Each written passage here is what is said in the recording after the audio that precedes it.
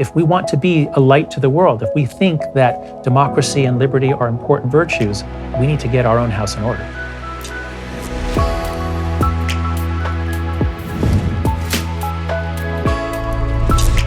Well, here we are on the Sunday special with Professor Jonathan Haidt of NYU. We're going to get to all of my questions about his brand new book, The Coddling of the American Mind, which he's written along with Greg Lukianoff over at FIRE. We'll get to all that stuff, plus the righteous mind, all sorts of great stuff. But first, let's talk about your impending doom. 71% of people say they need life insurance, but only 59% have coverage, which means at least 12% of people are procrastinating, and another like 30% are idiots. Sure, normally procrastinating is a bad thing, but if you've been avoiding getting life insurance, procrastinating may, in this case, have worked in your favor. Because while you were putting off getting life insurance, Policy Genius was making it easy. Policy Genius is the easy way to compare life insurance online. You can compare quotes in just 5 minutes. And when it's that easy, putting it off becomes a lot harder. You can compare quotes while sitting on the couch watching TV. You can compare quotes while listening to this podcast. Just try it. Policy Genius has helped over 4 million people shop for insurance, placed over $20 billion in coverage. And they don't just make life insurance easy. They compare disability insurance, renter's insurance, health insurance. If you care about it, they can cover it. So if you need life insurance, but you've been putting it off because it's too confusing or you don't have the time, don't be a loser. Check out Policy Genius. It's the easy way to compare top insurers and find the best value for you. There's no sales pressure. There's zero hassle. And it's free. Go check it out. What are you waiting for? PolicyGenius.com. When it's this easy to compare life insurance, why put it off? Professor Haidt, thanks so much for stopping by. This is really a pleasure. So I want to start off by asking you sort of some off-the-beaten-track questions about your background. I like to find out where people are coming from before we delve into their ideas. So what exactly is you've become very politicized, a lot of folks in politics very interested in what you have to say. Your books were first recommended to me by a high-ranking Republican official. What is your political background? Where do you stand politically, and how did you get there? Well, I'm a totally stereotypical Northeast Jewish liberal, academic type. That's my background. I grew up hating, Richard Nixon when I was a little kid because I knew you're supposed to hate Nixon, and then Reagan. I began studying cultural psychology in graduate school, looking at how nations vary in their moral in their moral worldviews. And then when the Democrats lost in 2000, and then again in 2004, I was very upset, and I said, I can't stand it that the Democrats don't know how to talk about morality, and I can help them. And so I started converting my research from how countries vary to how left and right vary. Because by then, left and right in this country were becoming like different countries with different US history and even different constitutions. And so I committed to understanding conservatives so that I could help explain conservative morality. And in the course of reading conservative and libertarian philosophy and ideas, I realized, oh my God, you actually have to look at problems from different perspectives to understand them. Over time, I kind of stepped out. We can talk about the Republican Party later. I have very little good to say about the Republican Party, but I no longer identify as being on any team. I study moral psychology. I'm a social scientist. And I think as a social psychologist, if you're doing social science, it's really helpful to not be on a team, to have the independence to just try to study problems. So that's my background. So as a precursor to discussing some of the issues you discuss in The Coddling of the American Mind, I think it's almost necessary to talk about your earlier book, The Righteous Mind, because that sort of provides the intellectual framework for what you talk about in the new book. So I wanted to ask you some questions about where that, so to fill in folks who may not have read the book, you make an argument that there are a bunch of different moral axes along which people work, that people don't just work along the idea of good and bad, that this breaks down into a number of different categories, and that left and right see these categories differently. So what exactly are those moral axes, and how do they play into politics? Yeah, so from studying morality across cultures and reading the Old Testament and the Quran and reading ethnographies from non-Western societies, it was really clear that everywhere you look, people understand harm and pain and suffering, that's a moral issue, and reciprocity and fairness, that's a moral issue everywhere. But when you go to other issues like respect for authority, what's very common, but some places are really egalitarian, and sort of in-group loyalty, that's very common, but some places it's less important. And then that's 4 axes or dimensions. And then the 5th one is sanctity or purity. The idea that the body is a temple, it must be protected from degradation. So the kosher laws in Judaism are similar in some ways to the Hindu restrictions on eating and prayer, things like that. So the theory that I developed, based in part on the ideas of Richard Schwader, my advisor at the University of Chicago, was that the moral mind is like the way the tongue has 5 different taste buds on it to pick up 5 different chemical properties of the world, our minds, it's as though they have 5 or more different moral taste buds, and different religions, different political philosophies build a structure on some of those. What I found empirically from doing research, survey work, and other kinds of work is that people on the left in America and in general, in other countries too, they build their morality mostly on issues of care, harm, protection of the vulnerable, and then fairness, but fairness as a quality. Whereas social conservatives, they have those, but they see fairness more as proportionality. Do the crime, do the time, that sort of thing. And then they also care a lot more about group loyalty, respect for authority, and a sense of sanctity or purity.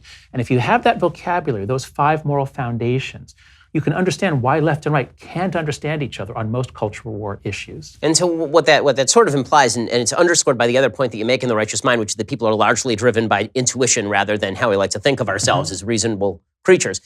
If that's the case, can there ever really be any sort of conciliation in terms of politics, or is all of this sort of chimerical? Like there's no way to come to any sort of even conversation? Right. So philosophically and psychologically, I'm an intuitionist. That means I think intuition is where the action is. Our moral intuitions come first, and they drive our reasoning afterwards. That might make it seem as though we therefore can't agree because we're all just driven by gut feelings, but it's more complicated than that, because our intuitions come first, but they are educable, they are changeable. We can't change each other's intuitions just by throwing reasons. If left and right are talking to each other, well, don't you care about, respect for your parents? You can't just throw things at each other. But in relationships, we come to listen to somebody, we talk with someone, our minds can meld. This is an amazing ability that humans have that no other animal has. We can meld our minds if we're open to that, and then we can actually hear each other. And that's what happened to me when I set out to understand conservative thought. I actually met a few conservatives. I mean, there were not many in my world, but I talked to some people, and they were very decent people. So through relationships, with the right kind of relationships, we actually can open our minds and hearts. A great novel can do that. A great ethnography can do that. And one of the tragedies of our national life is that while we used to be fairly mixed politically, and we were more separated racially and in other ways, we've gotten more mixed along a lot of axes, but we're getting more and more separate politically. We live in more and more purified filter bubbles, and that makes it harder to empathize. It exacerbates our political divide, and it damages our democracy. So that brings us to the new book, The Coddling of the American Mind, which really talks about the ramifications of exactly this sort of divide. And in the Coddling of the American Mind, you talk about what you consider 3 big problems in American society today. If you want to just illuminate those, that'd be fantastic. Sure. So the book is based around 3 great untruths. My first book, The Happiness Hypothesis, was actually about 10 insights that you find in ancient cultures all over the world, psychological insights. And so one of them is, what doesn't kill you makes you stronger.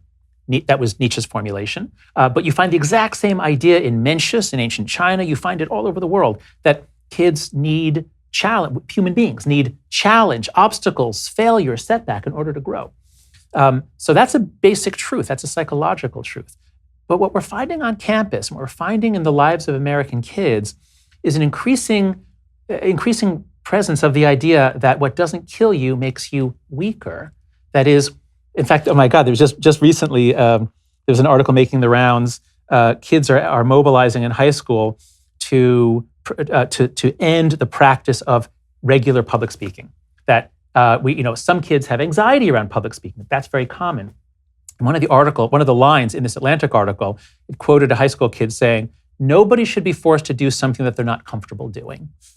Wow. Wow. Can you imagine raising kids with that dictum? How would they come out? If this is true, that we need challenges, setbacks, even fear, we have to be afraid and overcome it and realize, oh, I can do that. And if we give into this idea that no one should be forced to do anything they're uncomfortable doing, we are setting up the next generation for failure. And that's exactly our subtitle, how good intentions and bad ideas are setting up a generation for failure. More briefly, the second great untruth is always trust your feelings. And the third is life is a battle between good people and evil people.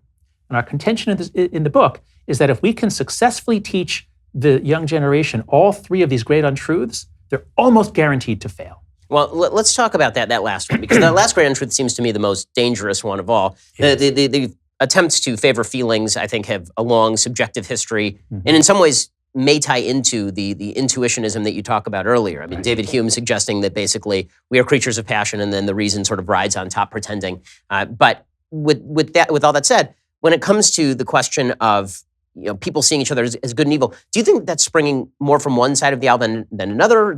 How do you see that chain of causality moving?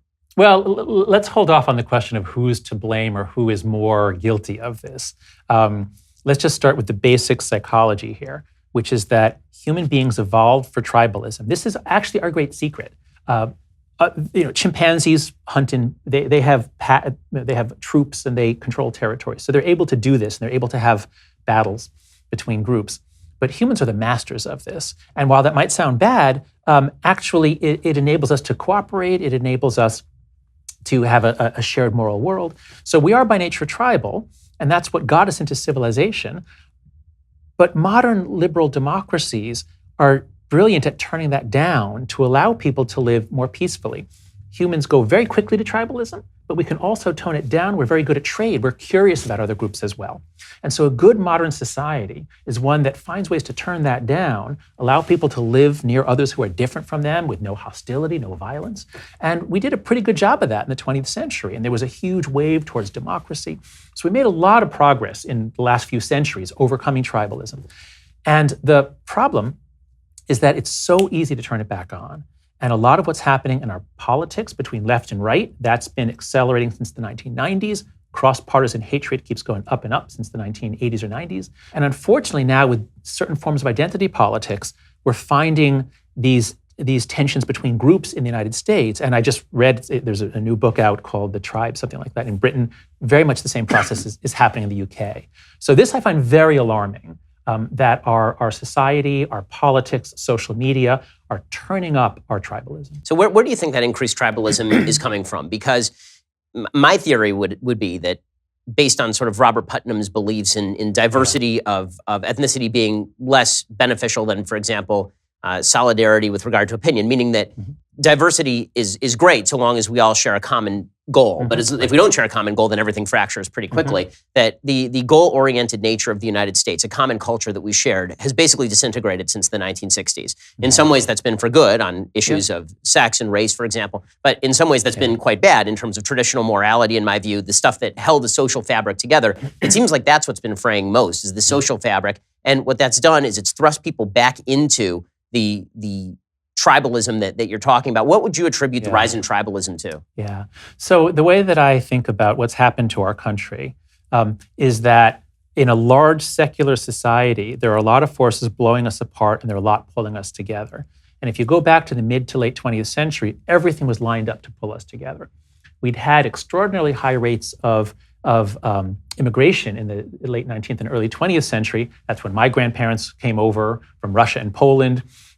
There was a big wave of anti-immigrant backlash, and in the 20s, the gates were shut, immigration went way down. And as you say, immigration has many good effects and many bad effects. You have to look at it honestly and try to maximize the good. So we had, by the 70s and 80s, we had very low rates of foreign-born. There was a dominant culture. It was the WASP culture. David Brooks has written brilliantly about how the WASP set up a meritocracy within which Jews and Asians and other groups were able to succeed. We had a common enemy still in the Soviet Union. We had a functioning political culture in Washington where there's a lot of bipartisanship. Oh, in the media system, there were 3 networks. And so there was a more, we had common sources of news. So all those things were lined up. And this was the century of American greatness. And all over the world, people looked to America and they said, wow, we want what they've got. Let's copy their constitution. Let's copy their culture. We were the light of the world. Obviously, there's plenty of anti-Americanism too, but there was a lot of admiration for us. And then one by one, the centrifugal forces pulling us together began to weaken. The media environment obviously reversed, beginning with cable TV all the way through to social media. Now it's fractionating us. Obviously immigration greatly increased beginning in the 60s. And again, many good things. The economists are clear immigration is good economically. But as you say, the issues of social trust and cohesion, Robert Putnam's work and others, suggest that drops, trust in others drops. And to have a functioning democracy, it really helps to have cross-group trust, to not be suspicious of each other. So in so many ways, things have kind of turned around and we have to do some serious thinking. What is it going to take to restore the social supports for an effective democracy. I mean, I do wonder if one of the things that it's going to take is something that's completely unpalatable to one side of the political aisle, at least, and that is a return to social institutions that people don't like very much, particularly on the left. So I want to ask you about that in just 1 second. First, let's talk about your psychiatric health. Today's show is sponsored by Talkspace, the online therapy company that lets you message a licensed therapist from anywhere at any time. All you need is a computer with internet connection or the Talkspace mobile app. I'm a big advocate of if you need help, you need to talk to somebody. And that means you can improve your mental health, even if you had trouble making time for it in the past. You can't imagine fitting anything else into your life. Well, with Talkspace, therapy is as easy as sending your therapist a message. You need to get something off your chest whenever you need to. Well, you can do that with Talkspace. Talk about everyday challenges at work or at home. Chat about life. There are no extra commutes, no leaving the office, no judgment. Remember, therapy isn't just about venting your innermost thoughts, digging into childhood memories. It's also about practical everyday strategies. That's the most important stuff. For stress management, living a happy life, getting involved in preventing your own bad chains of mental thought. Having a therapist simply provides you a designated person for you to talk to who's trained to listen and help you make those positive changes.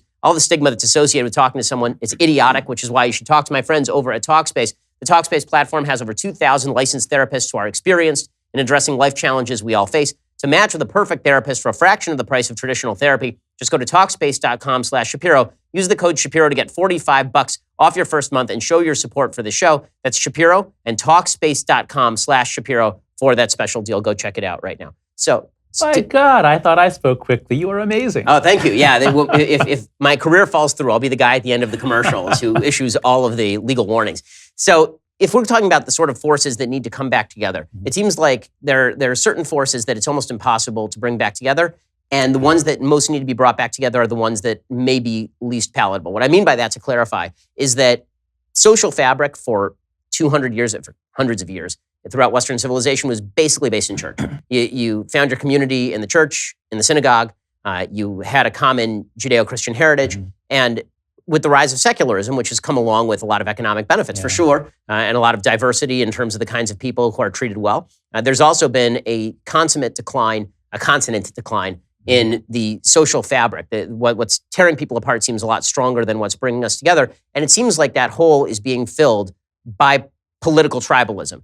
I'm going to fill those values with whatever I think my tribe is. And it seems to me particularly, now to get to the left-right issue, and obviously I'm on the right, and I have plenty of criticisms for the right, but my main criticism of the left these days is that the left has fallen into a sort of tribalism that refuses to even acknowledge that another tribe exists or that there are other people who perceive problems differently. So to go back to your discussion of the various values in righteous mind, you suggest that basically the political left bases itself on a couple of values, fairness and harm. Well, if those are the values you base yourself upon, then by necessity, you have to be implying, even to yourself, that the other side is for unfairness and for harm. That in order for, that there cannot be any bridging of the gap because the only values that matter are harm, perceived as anything bad that happens, anything I disagree with, results in a certain number of people getting hurt, and fairness in that the person who disagrees with me is in favor of the reinstitution of a patriarchy or a hierarchical system, and you're spotting that evil everywhere you look.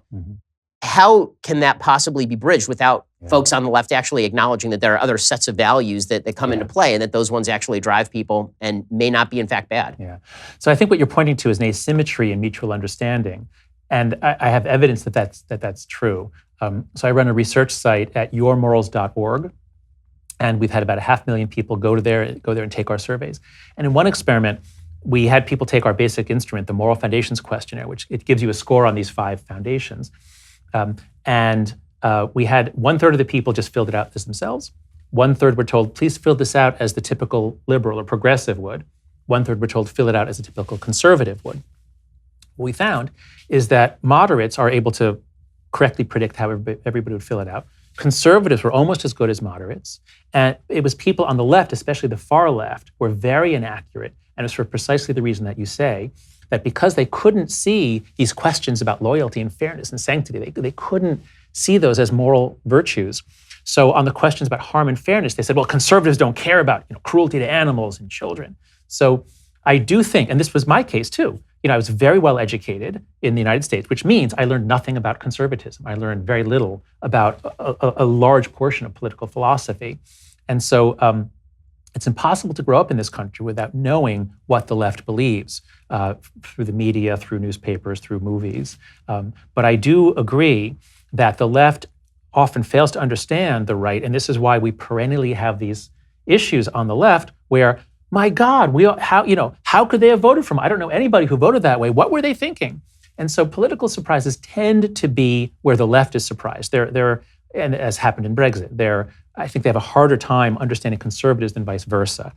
I personally think that every high school civics class, not that they teach them much anymore, but high school civics class should include the best of progressive thinking, the best of conservative thinking, possibly libertarian too. We shouldn't encounter political diversity through the lens of the worst, because social media guarantees if you're on one side, you are force-fed constant stories of the outrages by the most outrageous, horrible people on the other side. And if that's your view of who they are, of course you don't trust them. Of course you don't want your legislators to compromise. So I think we need to understand we are coming apart in this country. We are facing the actual danger of the dissolution of the country over the next 10, 20 years. I'm not saying it's likely to happen. I think it's not likely to happen, but it is possible in ways that none of us thought were coming or were possible 5 or 10 years ago. So I think we need to take this seriously, start educating, beginning in high school, for more political tolerance, respect, and mutual understanding. So when it comes to the sort of pessimism that you're expressing about the nature of the country, with which I fully agree, there are a bunch of people who do disagree. There are folks like Steven Pinker who's claiming that everything is getting better. Yeah. There are a lot of folks on the left who have suggested that problems on campus, which we discuss at length in the Coddling of the American Mind, that these are exaggerated, that basically campuses are just fine, that there's tolerance for other points of view. How do you respond to those particular criticisms? One, that everything is getting better and is just fine generally, and two, that college campuses are hunky-dory except for a few weird sort of straying from the mean. No, right, great question. Let's take the first one. So Steve Pinker, I think, is brilliant. I think in the big picture, I'm pretty confident he's right, that if we were just to check in at 100-year intervals, each 100 years, things would be much better than the 100 years before.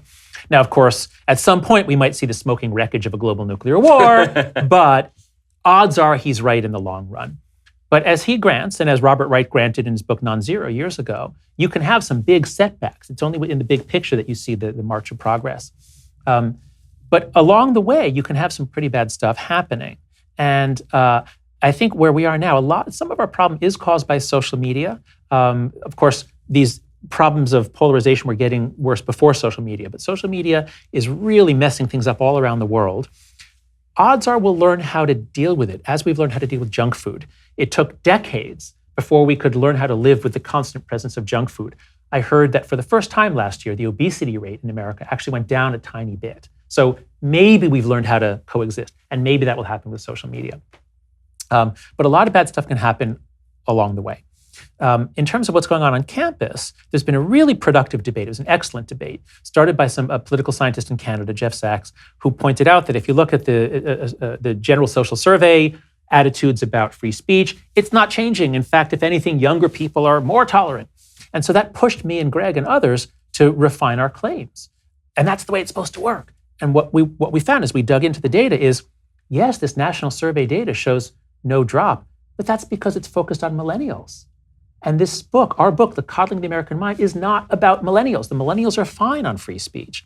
It's the generation after the millennials. It's the kids born in 1995 and after. They were raised very differently. We'll come back to that because that's a major topic to talk about.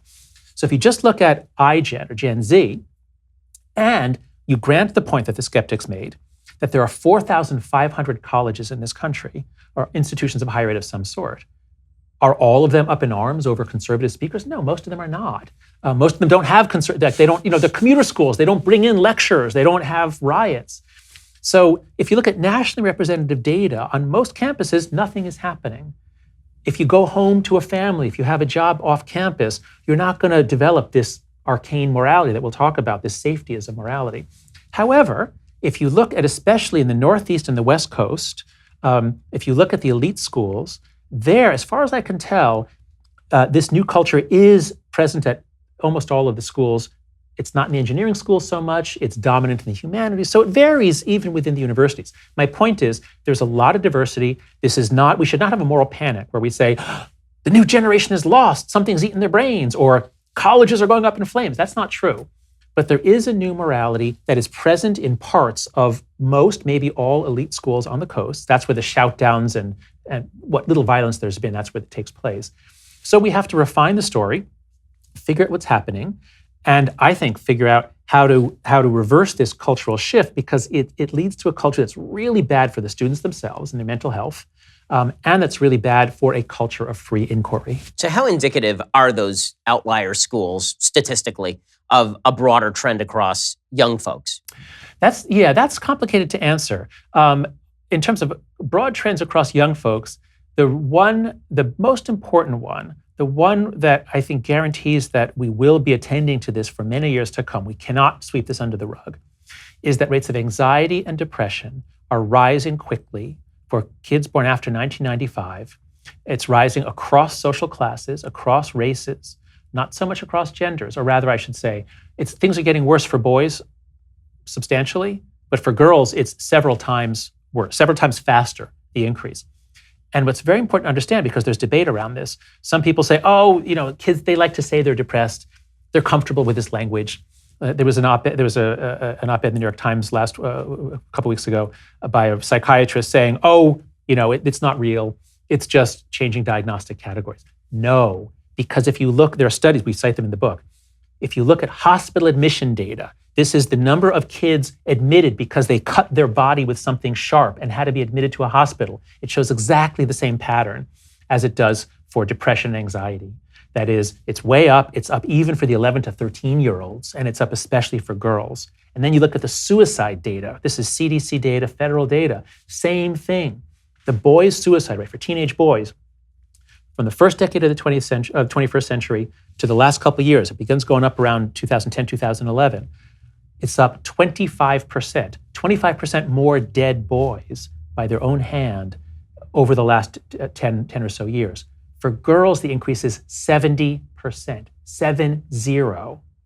So this is not just some isolated thing on a few college campuses. We have a mental health crisis across social classes, across all the different divides. On the elite college campuses, this is contributing to a culture of protectiveness. We're vulnerable, or at least even if I'm not vulnerable, she's vulnerable, he's vulnerable. I am standing up for them. We can't have Ben Shapiro talk here, for example. And this is where the microaggression culture comes in, exactly. The idea of speech is violence, which was chanted at me when I was at Berkeley, which is an insane concept just on the face of it. Especially at Berkeley. Yeah. It's pretty wild over there. But and what was really wild about that one is the radical shift, because I'd spoken there the previous year with no violence whatsoever. The next year I required 500 police officers for protection for some odd reason. But what exactly, does this trend hold true across parenting styles across cultures, or is it just a subsection that we're really talking about? Yeah. So this is all so new that I can't give you a solid answer. We don't have data on this. What we do have a section in the book. We did spend some time researching social class differences, because we know there's a huge amount of research on social class differences in parenting. And we read two really good books. Annette Leroux has a book called Unequal Childhoods, and Robert Putnam has a book called Our Kids. And they both come to the same conclusion, which is that differences by race in parenting are actually fairly small once you control for class. So upper middle class Black parents are more similar to upper middle class white parents than they are to working class of either sex. And so working class parents do give their kids less supervision, which is good. Part of the problem is in the 90s, we took away most of kids' unsupervised time. By the 80s or 90s, we stopped letting kids out to play without supervision, fearing that we thought they'd be abducted or something like that. So the working class is not as overprotective. Now, working class kids have a lot of other problems. They face a lot more trauma, a lot more threat, like real trauma, like physical trauma, relational trauma. But in this country right now, at elite schools, there was some research came out last year. At many of our top schools, there are more kids who are children of the top 1% income than the bottom 60%. So our elite schools are populated overwhelmingly by the top few percent of the income distribution, and that's part of it.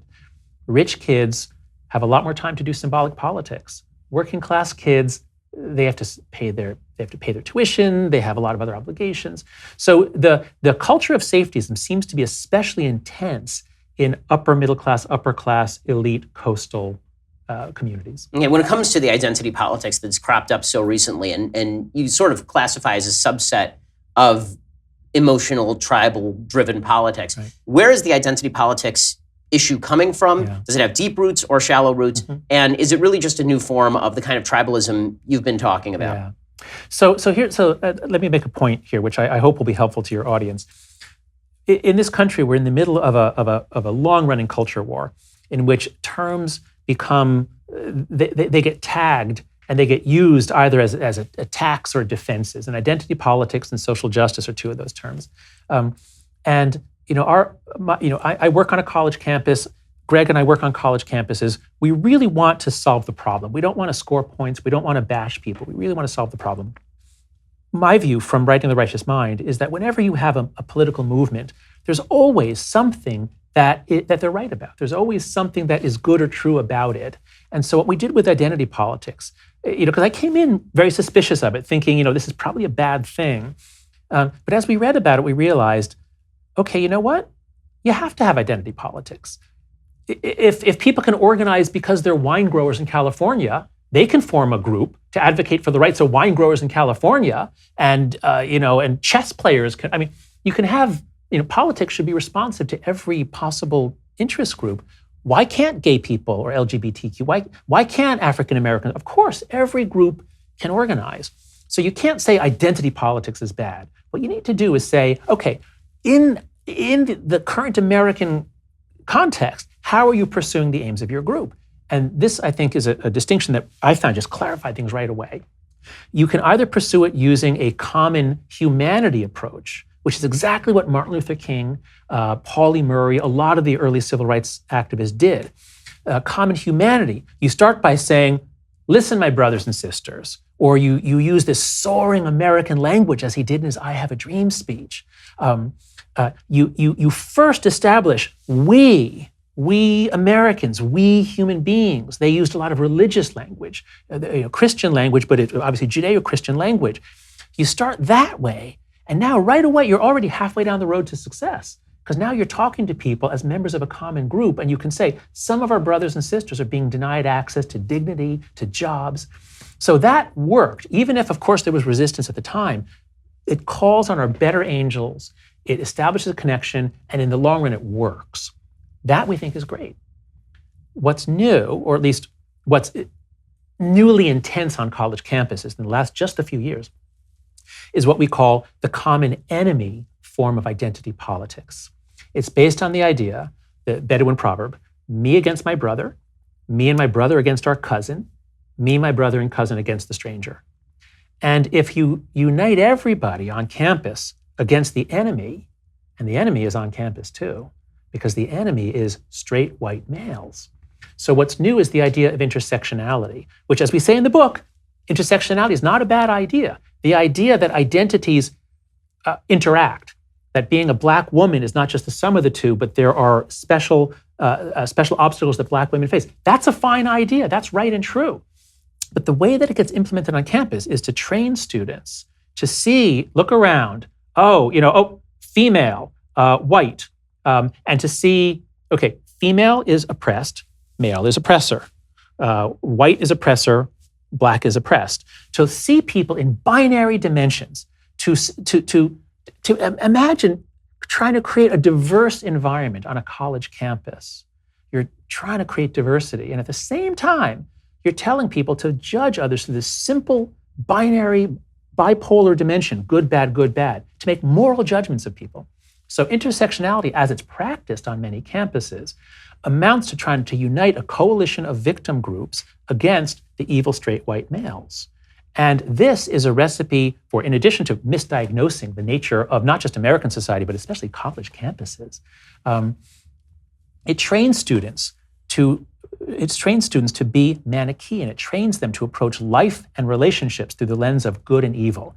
We've got to tone that down if we want a successful, diverse society. Isn't there a deeper critique of identity politics even than that? Because you're taking identity politics at sort of its most favorable level to say people feel an identity with, for example, I feel identity with other Jews. Mm-hmm. But to suggest that all Jews are necessarily in the same boat, which is sort of the basis of identity politics, for you to group yourself with a group of people is to imply a common enemy of some sort. That's right. So should we be fighting harder against identity politics than even you're saying? In other words, let's not group ourselves as Blacks or Jews or gays. Let's group ourselves as a group of individuals who all agree on these common principles of how the society ought to be governed and how we ought to be left alone. Yes, I certainly agree with you on that. To what extent should we encourage people to see themselves as members of identity groups, or should we encourage them to think that Black people are a certain way, Jews are a certain way? I think one of the great triumphs of the last few centuries has been to create a world, and it was especially clear for Jews. Jews were literally kept in ghettos, and it wasn't until the Enlightenment ideas finally spread that Jews are allowed to make lives for themselves. The liberal tradition is ultimately about allowing room for people to make the lives that they want. They can choose to identify with a group or not. A really encouraging sign is that over the last few years, a lot of people who are not straight white males have been told, you need to identify this way, and they're saying like, no, I don't. How dare you tell me? How dare you tell me how I should feel? And at first, it was maybe hard for them to say that, but in the last year, a lot are saying it. And so there's all these great books out now. Francis Fukuyama has a new book, just came out about identity and dignity. Anthony Appiah has been writing beautifully about this. Amy Chua, Political Tribes. So we're finding, and there's a lot more. So I think this is very encouraging. America is a diverse country.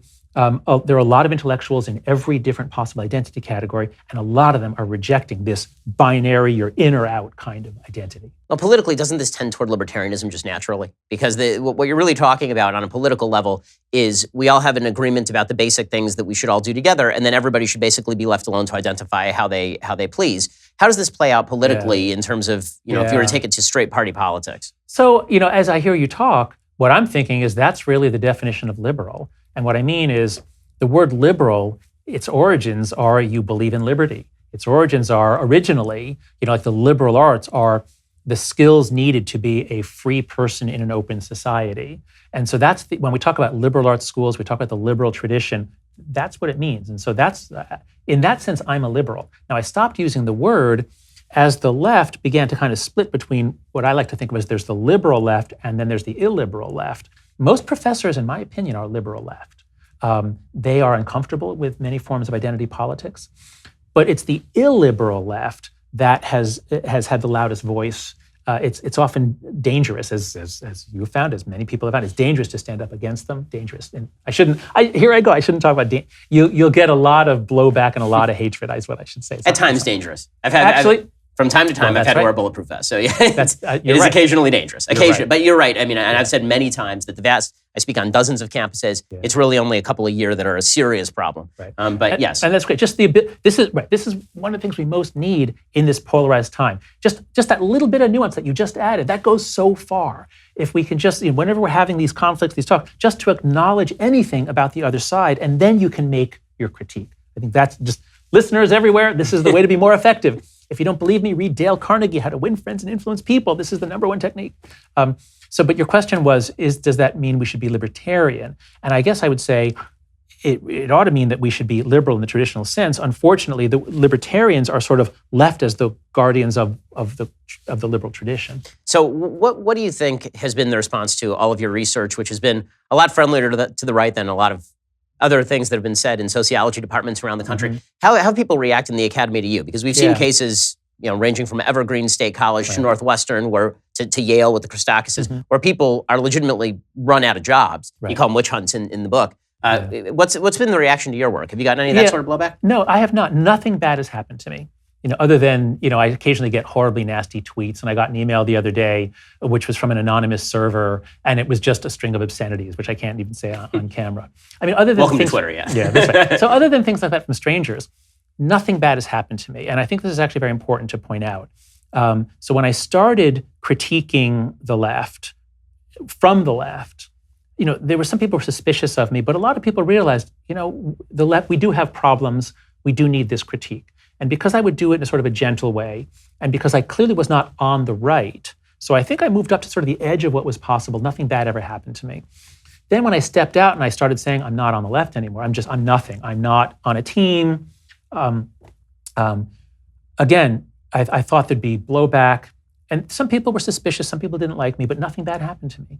And then when Greg and I wrote our Atlantic article, critiquing this new culture on campus, and it is a critique of a certain kind of identity politics. My wife said, John, are we going to have to hide our address? Are people going to stalk us? Nothing bad happened to us, because by 2015, people all over the place were beginning to realize something weird is happening. We're puzzled. And if you come out with an explanation of here's what we think is happening, people are really curious.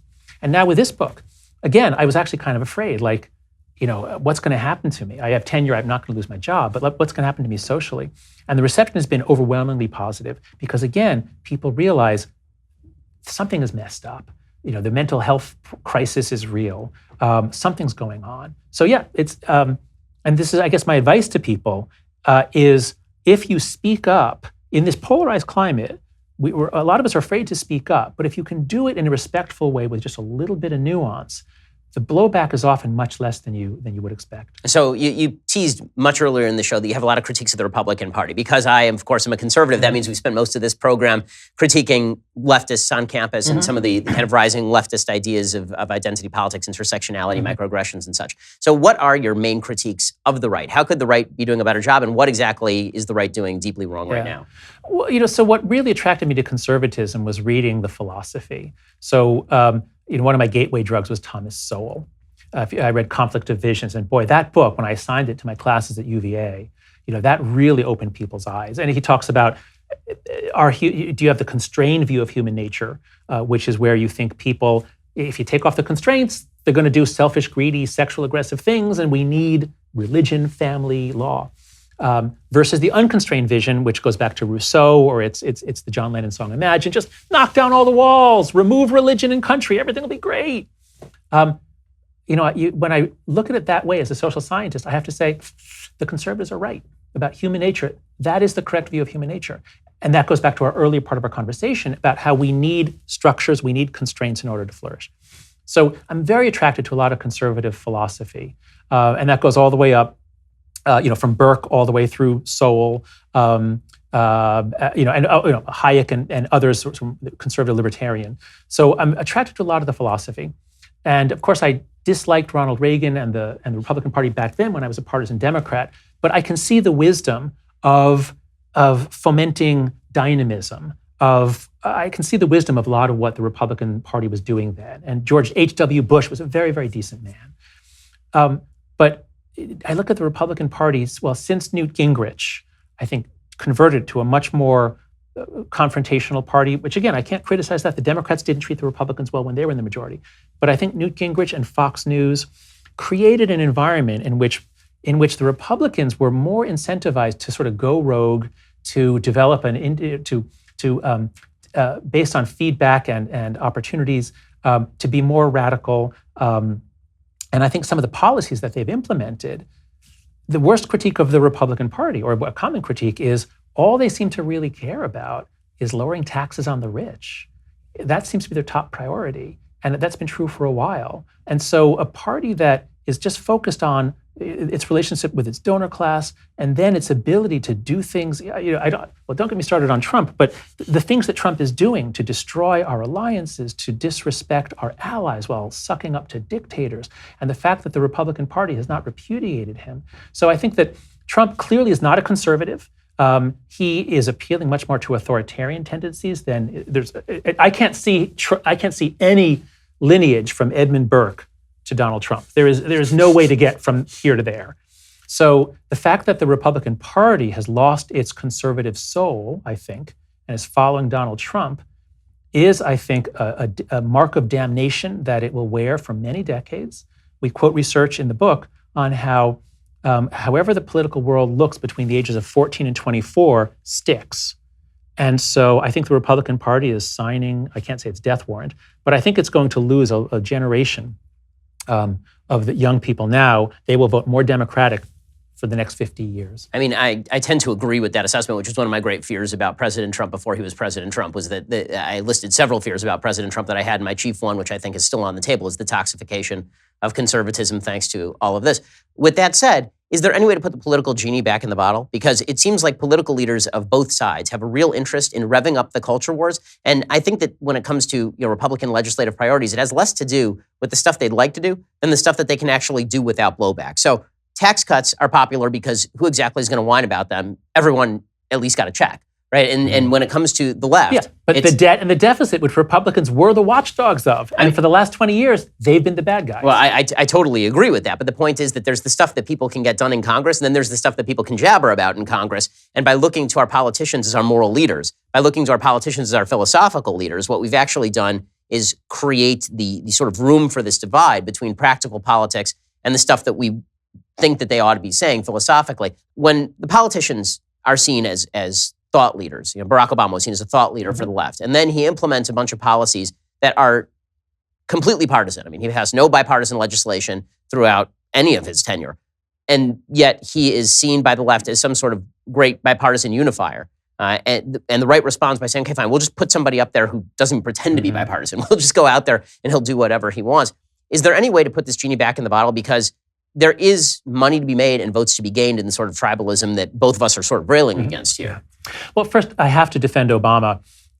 He came out, so if you go back to the first election, the economic crisis threatened us with ruin. Nobody knew it was going to happen. It was a really scary time 10 years ago.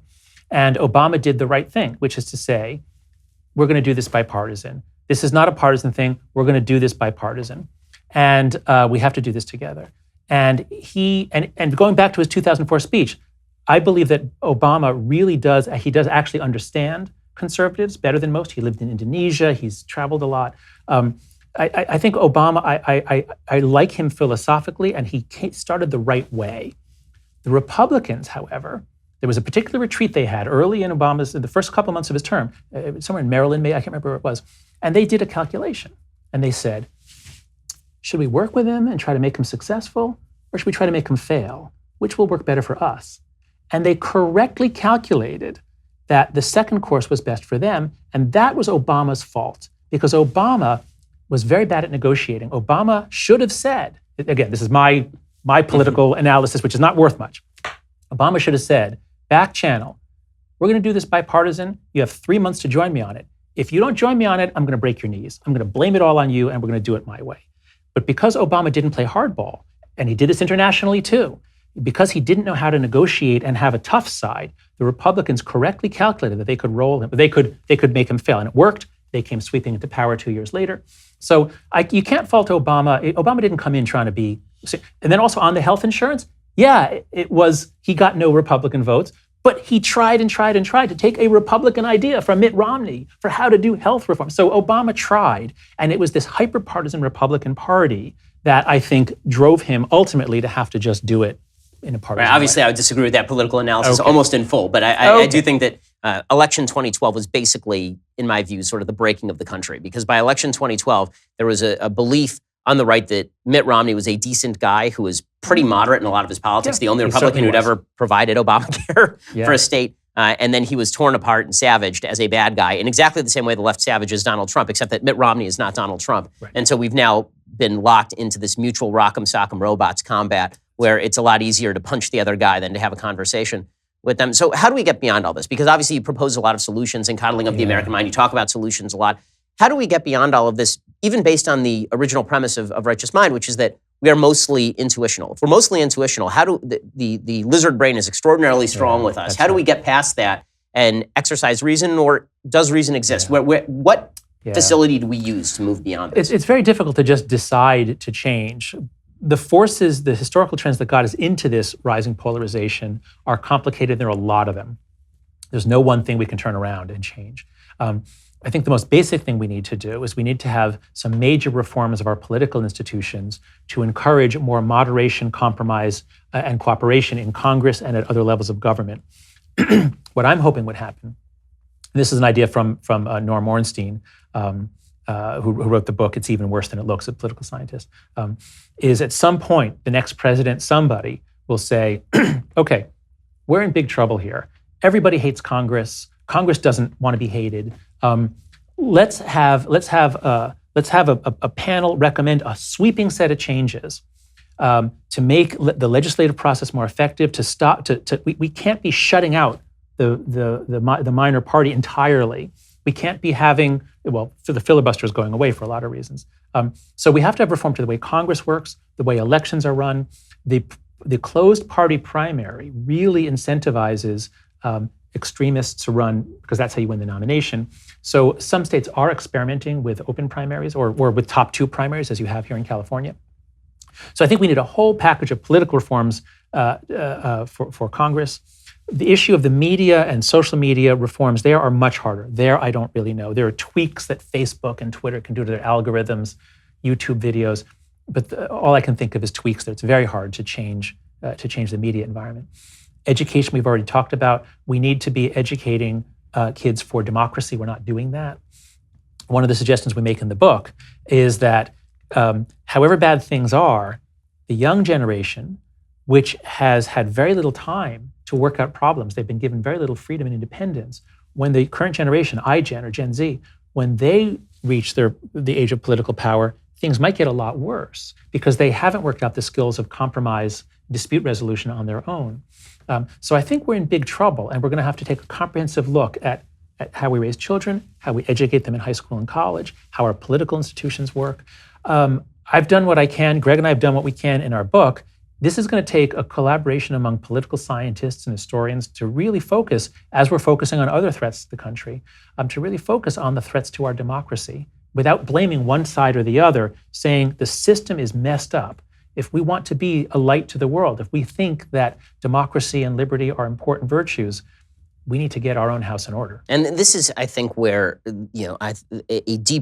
a really deep solution is going to require a rebuilding of a social fabric that has almost nothing to do with politics. And when we watch the social fabric torn apart on everything from sneakers to football, it seems very difficult to put all of that back together. I think it seems to me that bipartisan legislation is not going to make everybody feel better about everything. It seems like whatever legislative remedies are sought to various problems, just because you got a Democrat and a Republican shaking hands doesn't heal the problem. What we have here is that neighbors don't trust each other. Neighbors don't see each other in any social setting. Neighbors don't. If the only thing that we have in common is government, we have nothing in common. That's right. So how do we rebuild?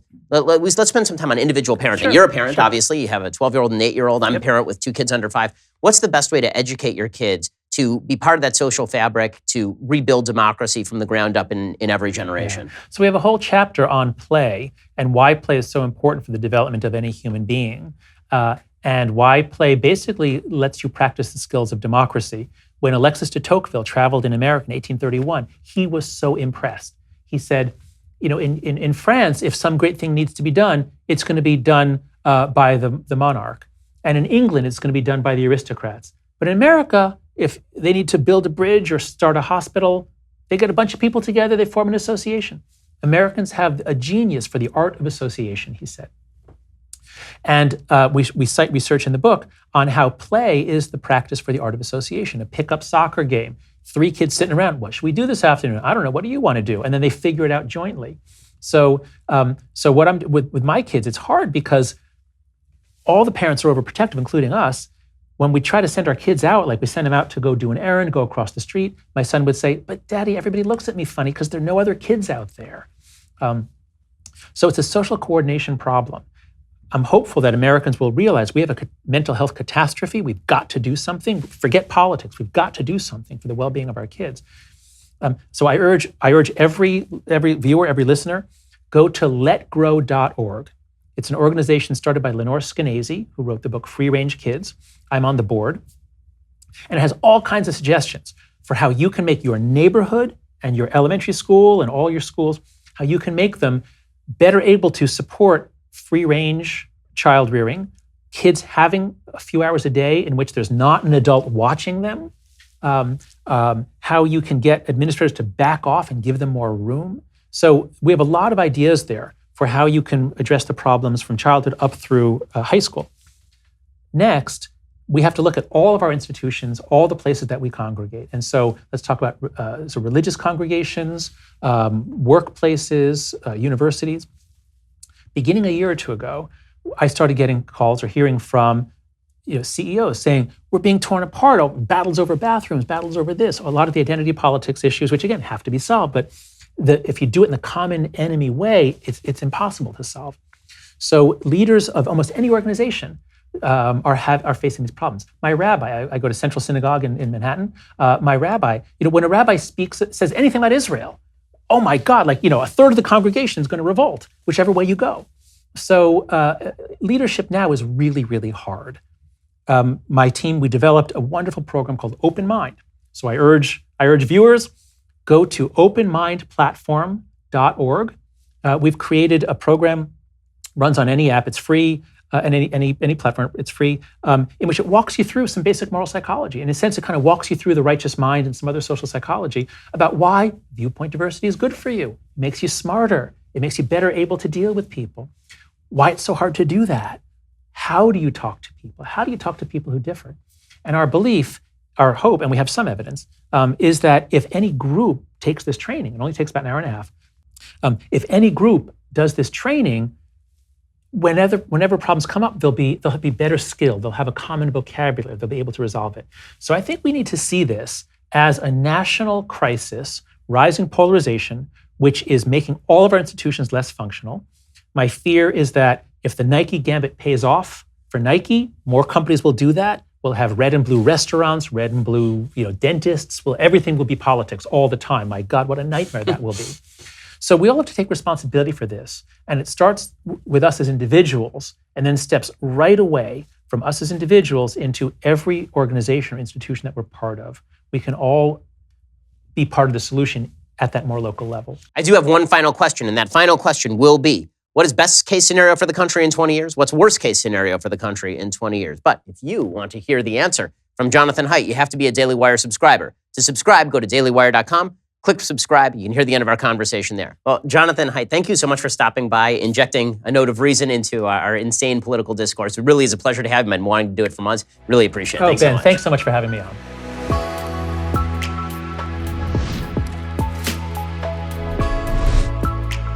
The Ben Shapiro Show's Sunday Special was produced by Jonathan Haidt, executive producer Jeremy Boring, associate producers Mathis Glover and Austin Stevens, edited by Alex Zingaro. Audio is mixed by Mike Coromina. Hair and makeup is by Jesua Alvera, and title graphics by Cynthia Angulo. The Ben Shapiro Show's Sunday Special is a Daily Wire Forward Publishing production. Copyright Forward Publishing 2018.